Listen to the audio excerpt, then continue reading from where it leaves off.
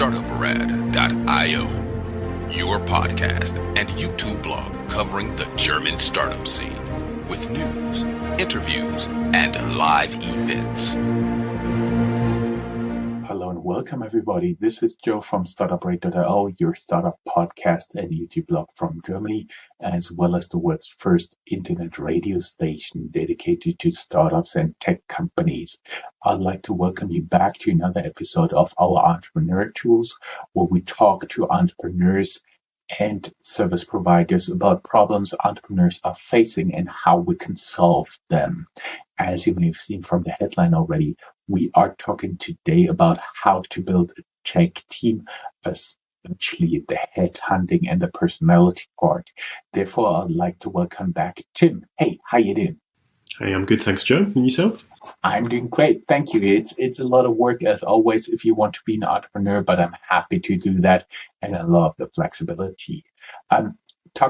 Talk about entrepreneurship.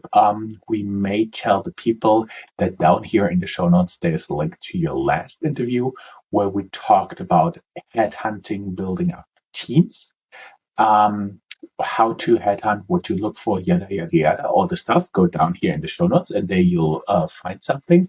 Plus, now this time we are talking about how to build a tech team best from scratch. So the optimal idea every entrepreneur has in mind. Well, I have an idea. I make a PowerPoint out of that. I'll raise 10 million with that, and then I come to you and we build a tech team. That's how it works, right? Yeah, it's that simple. Yeah. Okay, so we are talking about building a tech team. Doesn't necessarily mean an on-location tech team, but a tech team that has to work together. And I do believe since you're the headhunter, you're more focused on the people and less on the technical skills. They have to have them, but that's something you cannot prove like in that. That is something the CTO or the founder would need to prove. So what is the kind of level, what are the kind of blueprint you would need in order to really start headhunting? For example, a entrepreneur approaches you and says, hey, you know what, I'm short of a CTO, can you help me? Mm-hmm. Yeah, I mean, that can be the case, absolutely. I mean, it really depends on where the company is in terms of its journey, right? And what sort of size it's at. So, I mean,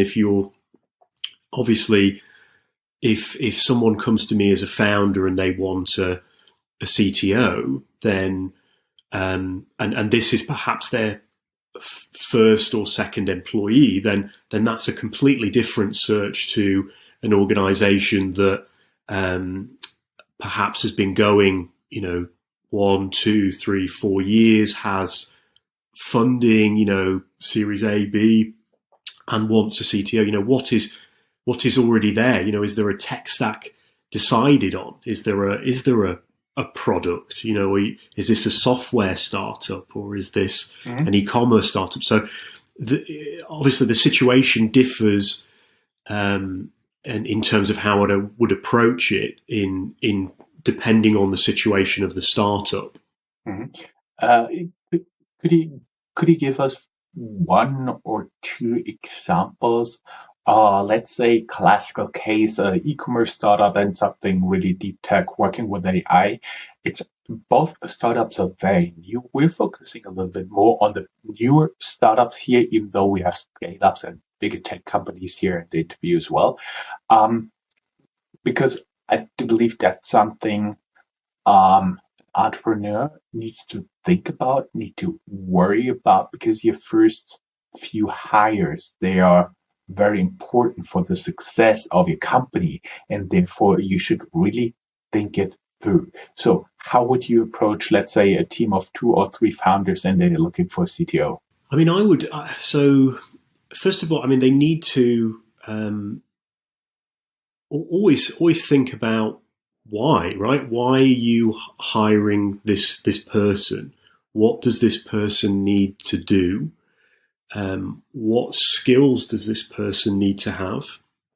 And then I'd look at the human skills of, okay, well, what are the values and behaviors that this person needs to encapsulate to be the right person for this, for the startup, because that's also important. It's not just the right people for the right role, but for the right company as well. So these are things that need to be taken into consideration. The skills, the experience, but also the human side, the values and the behaviors of this person. So I would say that if somebody's coming to me, what they need to be clear on, what helps me is that you've got to have a number of things fixed, right? The first thing is, just as you would present for a pitch, I need to have the company presentation, right? What is your company about? What problem are you trying to solve? How do you solve it? Who are your customers going to be? What is the market? So that I can actually go and find those people, right? That I can present this and get people excited. I need to understand what it is that you're doing, so I can entice and sort of inspire a candidate, because you're probably not going to be able to do it with money at this stage as a startup. You're not an enterprise client, so you need to sell to people's emotions and their get them bought into the vision and the purpose. So we need that. We need to know what your company does. Also, then I talked about this, is what are the company values if you have them, right? So what are you looking for as a person? Are you looking for someone? What could it be, right? Could it be integrity? Could it be gratitude? Could it be entrepreneurial? Could it be teamwork? Whatever those values are, what do you want me to find? How do you identify someone to fit your company? Then we need the job description. What do you want this person to do? Are they actually going to be, is their role setting up the architecture, of the tech stack, deciding on on all the tech, right? What are the main programming languages you want to use? What are the, are you going to be, is this cloud, it's got to be cloud-based in this day and age. Is it going to be Google? Is it going to be Azure? Is it going to be AWS? These are the things that you want to think about before perhaps you get somebody in place, because there's going to be pros and cons to each one. So, those are things that you need to consider. Is this person are they also going to be hands-on? They probably should be at this stage. If you're just hiring this is your first kind of candidate. You don't want someone that just wants to design and an architect, right? You need someone who's going to roll their sleeves up and actually get their hands dirty and write some code, right? Because they have to be able to do more than PowerPoint. Exactly, right? And then you also want this person probably to lead and to develop and coach people, because you probably haven't got the money to hire star players at the moment, right? You're probably going to have to do it with young, hungry, enthusiastic junior candidates, right? Not all, but some, to get people kind of, utilize that manpower and inspire them and drive them towards completing a vision, which will be getting your, prototype developed as quickly as possible. So, those are all things you've got to take into consideration. Regards to the tech skills. And then I've said, what about the, also what about the financial compensation? What are you paying this person, right? What is in your budget? Are you going to do it purely through salary? Are you going to do it through equity? What does that look like?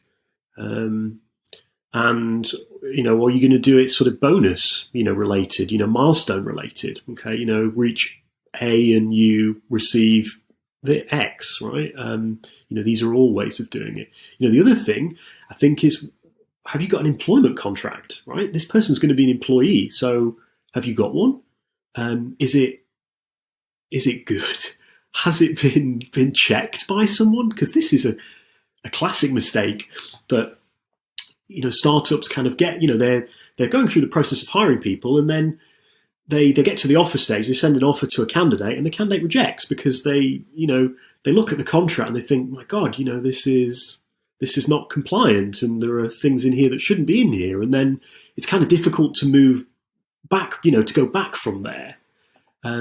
So it's important to get things like that fixed up front, so that you're not kind of then trying to swim against the tide and sort of reverse the situation when the bad taste is already there.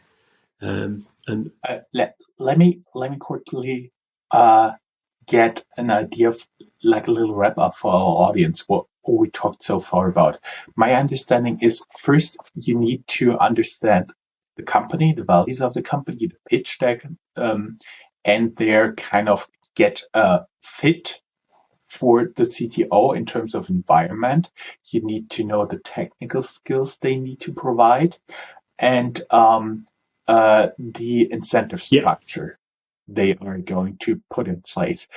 Do you talk to them about the incentive structure? What is market conform? What is not? Exactly. Yes, I would. So this would be what I want to have at the beginning, right? So I usually, what I in the solution that I set up and offer to my clients, I get them to provide this information up front. So these are things that you need to think about before we have the first conversation. Okay. And then, then we'll set up an alignment call. So this is where I'll consult the client and find out from them, okay, so what is there? What are they looking for, right? Is this feasible, or is this a unicorn? Is the salary in line with market expectations for someone of this caliber or not? How is their employment contract? Are there things in there that I think are shocking and need rewritten? So yeah, this all comes through in a... For the shocking content, I would be interested, what is stupid stuff you've seen in employment contract? Something like you're not permitted to wear cowboy hats in the office or something like that? Yeah, I mean, things like, unreasonable notice periods, things that are, I've seen this done, I've seen things that...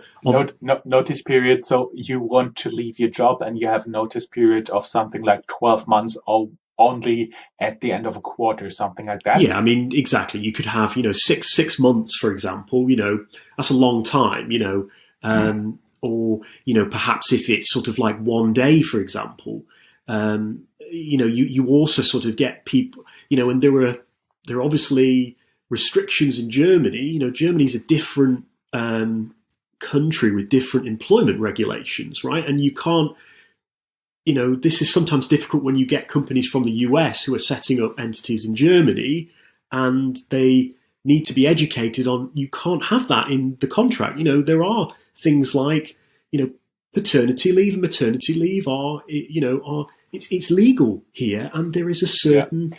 And you have a minimum amount of vacation days, 20 something.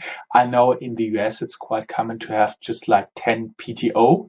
And in Germany, when you're sick, you're sick. If you're sick on vacation, you can even get your vacation days back. So it's completely different. And I totally get if there's somebody coming over from the US, that's everything I have to offer them. Oh, dang it.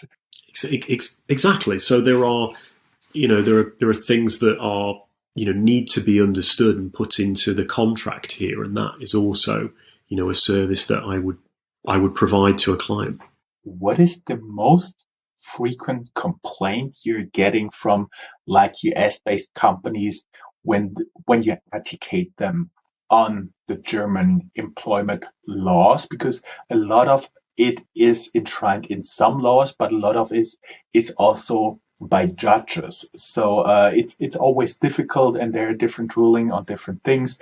But basically, there is like a big fundament where you can build on, and that's what we talked about, like legal requirements, minimum days of vacation, maximum work hours, mandatory maternity leave, yada, yada, yada. That's all the things an employer cannot get around in Germany. But what is like the number one complaint from foreign companies?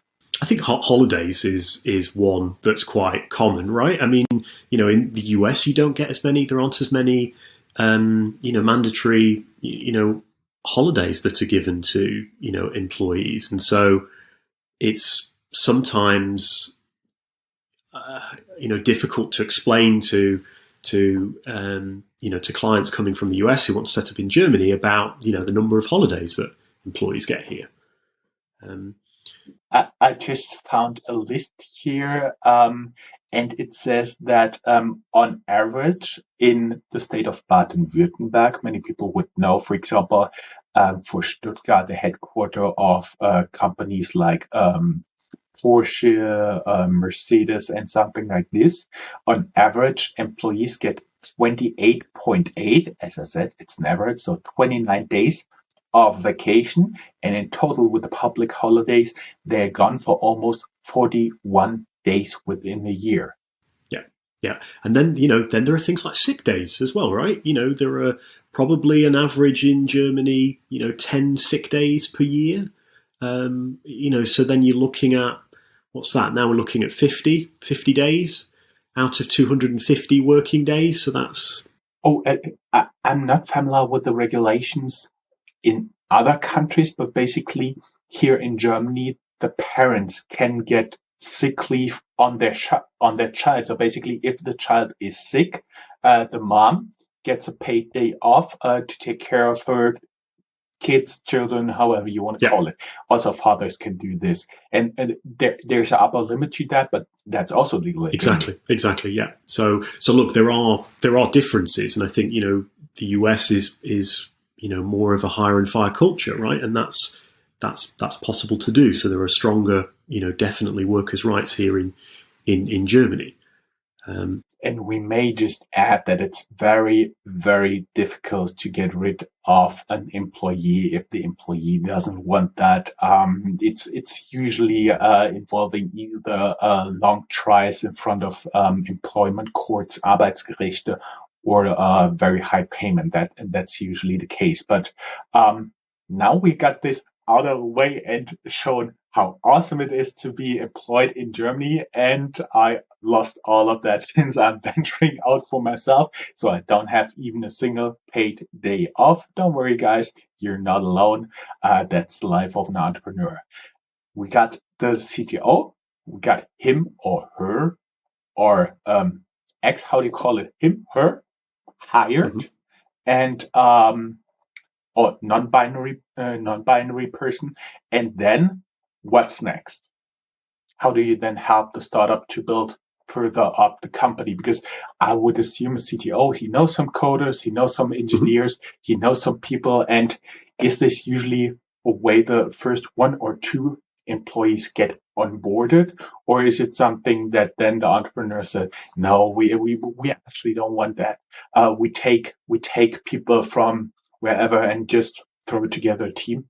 It can be, absolutely. I mean, to be honest with you, I think especially in the early days, there will generally be there'll generally be a lot of hiring that's done from their own network, right? So even with the CTO, it could very well be that the CTO is actually a friend of the founders, right? They've probably they've come from industry, so they'll generally know somebody that is tech minded, right? And I see this a lot actually, that there's a number of startups that kind of they pick their sort of founding team based on the strengths of those people. So there might be somebody that is a if it's an insurtech company, right? So there'll be somebody that is the kind of insurance expert as a co-founder. There'll be somebody that is the tech expert as a co-founder to take care of the actual the product tech that they're building, the software or the platform.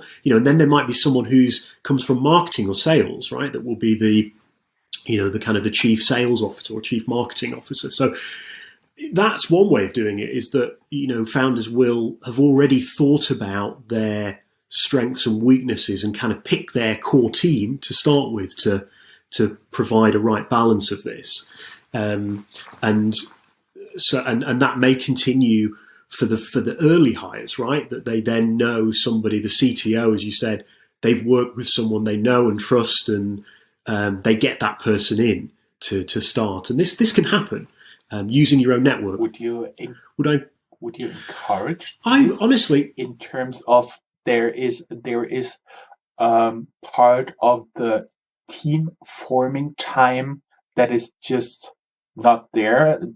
Teams can perform faster if the people already know each other. Is that something you would recommend, or say, you have to look at this?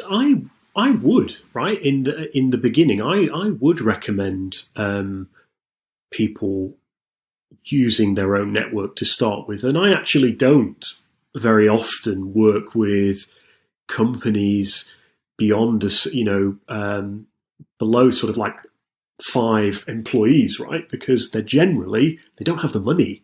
And I wouldn't actually recommend, I work with clients that I believe I can provide value to. And it's not that I can't provide them with value, but it's, they need to be very careful about their spend at the moment. And so if they can find someone through their own network, great, do it. And as you said, right? Also translating into, you're an expensive headhunter. Well, I mean, no, I wouldn't. I don't even believe that. I don't think I am, but I can go into that later. But I think in general, it's a service that is, it can be, it's a cost, right? And so as an entrepreneur and so, that's just started up, you're looking to save money, right? You're being prudent. And if you can outsource something, outsource it. If you can do it yourself, do it yourself. If it's sort of efficient to do that. And if you can find someone from your own network as opposed to paying a headhunter for it and have a good result, then great, do it. But obviously, as that company scales, you can't keep doing that, right? You only know so many people. You only have so many first connections, second connections, and there's a finite amount of people that you can do. And obviously as it gets bigger and bigger, you need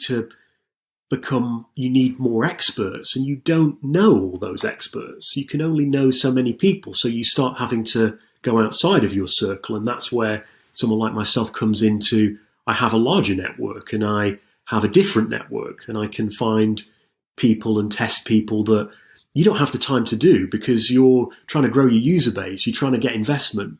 That's not what I'm here to do. I'm here to find you talent. So, you go to experts like me. If I would now get a little bit further, number 4 would be get familiar with the restrictions, with the legal restrictions for the employment contract. Get an employment contract for your tech employees, for your CTO. Next one would be number 5 would be take the network of the CTO to get tech talent. And then I would now deduce somewhere around like 2-digit employees, a company around 10 employees. That is the time you can really think about an external headhunter, because on average, as you've seen, there is an end to the network of the founders, and then you need external help in further developing the tech team, right? Could I just take it back a little, Joe, and just to, you've said, okay, so don't use a headhunter when it comes to, I've said, okay, sorry, you didn't, it's not what you said. I was saying it perhaps might be better to use your own network to start with. That's fine.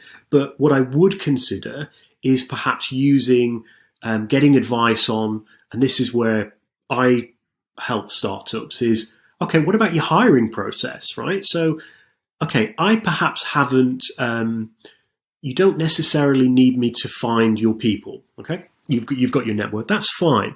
But, okay, what is your hiring process, right? What are you testing for? How are you testing for it? How are you measuring it? What about your recruitment process, right? How are you reducing unconscious bias? Do you know what unconscious bias is? How are you these are all things that I can help you with. And that's, sorry. And that was exactly the point I was going at, because if your company scales to like a certain degree, my personal experience is something like if I had a team of 10, 15 people, I would approximately know what they're doing. But after that, you need to process also to get new employees on board, as you said, recruiting. Mm-hmm. But also what's very important, what many startups forget, is the onboarding. How do you get people in the team? How do you show them their duties? How do you make them familiar with report this to that, report this to that? And if you see that, stand up and sing in the room or something like this. That is something people need to think about. Entrepreneurs need to think about. And it's very dry, it's very boring, but there are a lot of good examples out there for this stuff. Do you have some recommendations, or can you provide me with a few links that I can link down here in the show notes for people just to start thinking about this, a hiring process, hiring policy, onboarding process, something like this? Mm-hmm. Sure. Yeah. I mean, so this is what I designed. I designed for this purpose. So I designed a plug and play hiring solution that would help startups design a fair, a consistent, robust hiring process of checking candidates on their using data and values in the hiring process, right? So you want to hire a front end developer with JavaScript and React. Okay, well, how are you going to go about that? So how are you going to test for those technical skills? Do you have your own technical tests, or do you need to use a platform for those technical tests? How are you going to? Okay, so you've got your values. How do you check for those values? You don't just ask, "Are you entrepreneurial? Yes or no?" Where's the evidence? How are you going to do that? How are you going to record it? What about, how are you going to reduce biases? A lot of people, and I've done this myself, is the kind of the affinity bias, looking for the mini-me's, right? We sort of hire people that are like us, and it doesn't necessarily, and it's often not the case, that they're not the best people for the role. They're just people that we like the most. So how are you going to reduce all these things? And that's why, I designed this process to give people a framework so that they don't have to think about how to design this process. I can give it to them, and then we can put candidates through it. And there's also things that, they can do themselves. There's lots of, there's lots of different testing platforms they could use themselves. There's lots of sort of help on questioning, or they can, they can reach out to me. I'm happy to provide like free. I've designed a values scorecard that I give to clients for free, that they can just type in their values in there and give them some prompts as to open questions to test, and they can go and do it. Because that will help them get people who are a better match to their values, and therefore more likely to stay longer and add value to the client.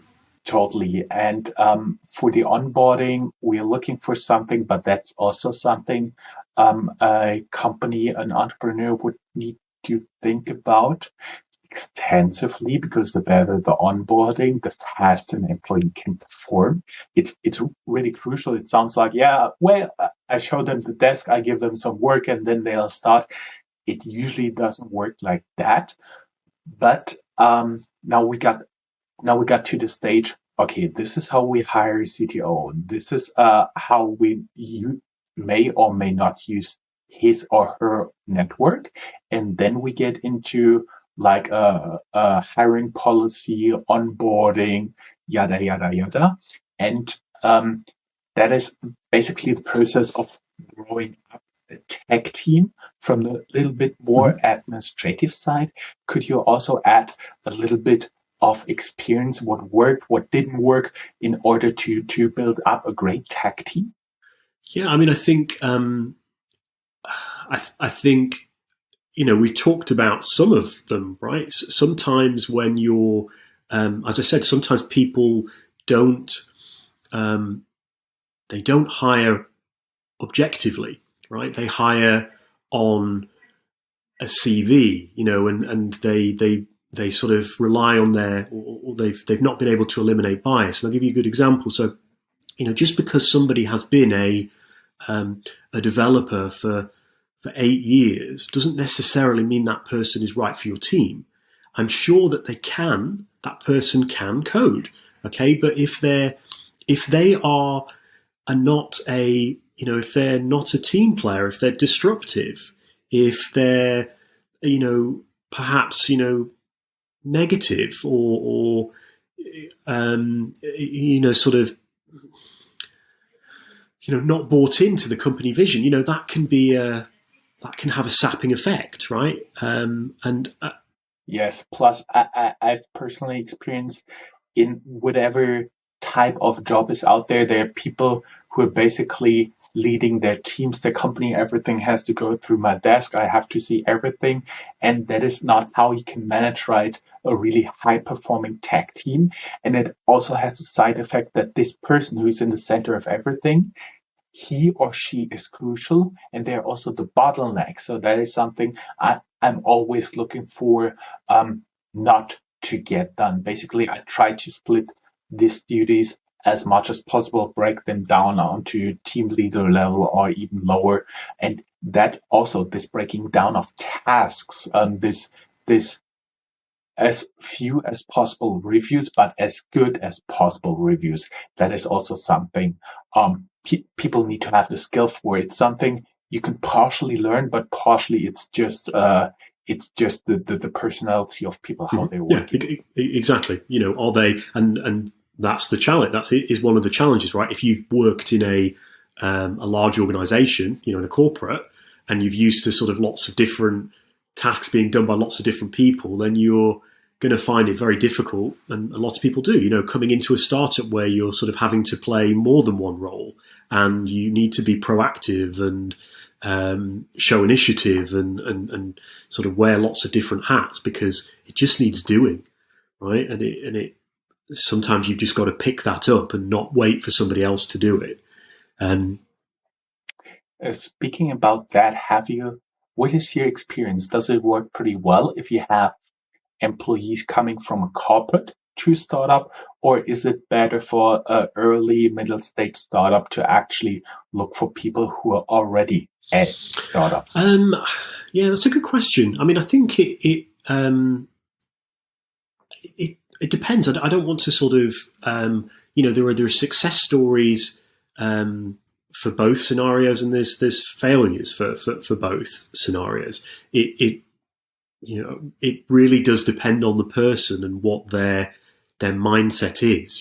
There are people that have worked in corporates, and I know I have, right, where you kind of feel limited, right, and you're sort of boxed in, and you like to have range and depth and do lots of different things, and so you thrive in a startup because you love the adventure and the challenge and the variety of that. Or there's other people that drown in it because it's too much and they don't know where to start, and they want to be specialized and don't want to look left or right on something and feel overwhelmed. So it depends on the candidate, and you've got to dig deep into that in the interview process. Asking them about their,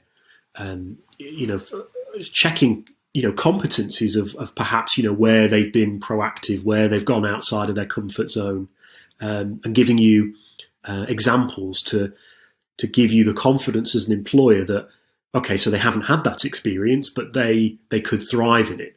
Whereas somebody that's worked in startups, they know how it works, right? That they understand what is expected of them. So there's not as much of a risk, but sometimes you need to take the risk, right? Because the talent's worth it. And how do you work in a startup if you've never, you never worked in a startup before, right? You've got to, everybody has to have a first time sometime. Any famous last words, last recommendations, like insider tips, how to really get well-performing teams together. And don't get me wrong, I know a very important part is the boss. I've heard frequently that people are coming for a salary and leaving due to a bad boss. Yeah. I mean, that can often be the case, right? But boss is one thing, but I remember somebody saying to me once about, okay, yes, it's not just about your boss. You've got to manage up, and it's also on you to influence and shape that environment. And have you presented feedback to your boss? Have you told them about the impact that, first of all, are they aware? Are they aware of the impact that their words are having on you and other people? And, make it observational, right? Don't just make it emotional. Where are the facts? Have you presented the data to them that on this day or on this occasion, this was said and this was the reaction or the outcome, so that they have an opportunity to see it? Because, some people they're just not aware, and their perception and their reality is very different from, your perception and your reality. We don't all think the same. So address it rather than, suffer in silence, because at least with addressing it, you have a chance of making it better. If you just suffer in silence, it's never going to change. That are actually pretty good words, and actually people who are suffering in silence, they are much more open to be approached by headhunters like you. That's true. Yeah, they are. But what I would say is that if they're not, they also need to be accountable for how they conduct themselves in the next company, because the same thing could be a serial problem for you if you don't speak your mind, and if you don't manage up and provide feedback to your bosses. Then when they do something wrong, they may not be aware, and you may get unhappy, and you may end up leaving again. And then it's going to be I think we all need to be accountable for our part in a situation. Well, actually, there's nothing I have to add here. We'll try to wrap up the points you've made. I think you made a lot of very good points down here in the show notes, and you'll provide us with some links for further reading, because in like 30 minutes, 35 minutes, you cannot really build up a good tech team, but we just wanted to get you started on thinking how to do that. This is the start of a journey, and it most likely will never end, but you have to get started at one point. In China, they say even a 10,000 li long journey starts with a small step, and that was your first one towards a high-performing tech team. Tim, thank you very much. It was a pleasure having you as a guest. And everybody who'd like to learn more, go down here in the show notes. As always, there will be Tim's LinkedIn profile, and of course, all the links we've promised, depending on where you're listening to this or watching this. Maybe the links don't work. Just go to Startuprad.io/blog and look for our interview here. Tim, thank you very much. I enjoyed again very much having you as a guest here. Thank you. Thanks for having me. Yeah. Totally my pleasure. Have a good day. Bye-bye. Take care. Bye. That's all, folks. Find more news, streams, events, and interviews at www.startuprad.io. Remember, sharing is caring.